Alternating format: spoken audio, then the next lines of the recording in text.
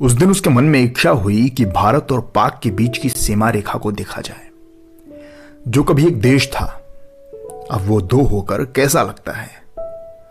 दो थे तो दोनों एक दूसरे के प्रति शंकालु थे। दोनों ओर पहरा था। बीच में कुछ भूमि होती है जिस पर किसी का अधिकार नहीं होता। दोनों उस पर खड़े हो सकते हैं। वह वहीं खड़ा था, लेकिन अकेला नहीं था। साथ में थी पत्नी और थे 18 सहस्त्र सैनिक और उनका कमांडर। दूसरे देश के सैनिक के सामने वे उसे अकेला कैसे छोड़ सकते थे।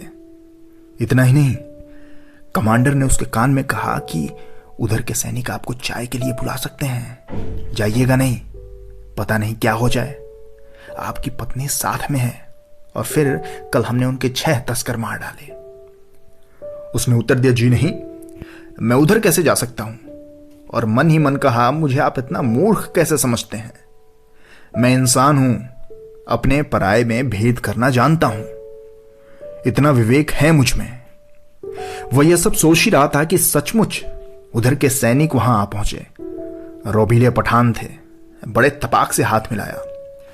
उस दिन ईद थी। उसने उन्हें मुबारकबाद कहा।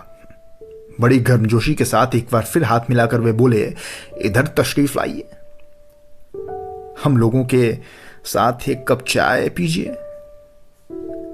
इसका उत्तर उसके पास पहले से तैयार था। अत्यंत विनम्रता के साथ मुस्कुराकर कहा, बहुत बहुत शुक्रिया, बड़ी खुशी होती है आपके साथ बैठकर, लेकिन मुझे आज ही वापस लौटना है और वक्त बहुत कम है।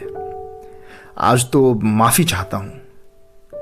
इसी प्रकार शिष्टाचार की कुछ बातें हुई कि पाकिस्तान की ओर से कुलाचे भरता हुआ बकरियों का एक दल उनके पास से गुजरा और भारत की सीमा में दाखिल हो गया। एक साथ सबकी निगाहें उस ओर गई। एक क्षण के बाद उसने पूछा, ये आपकी हैं?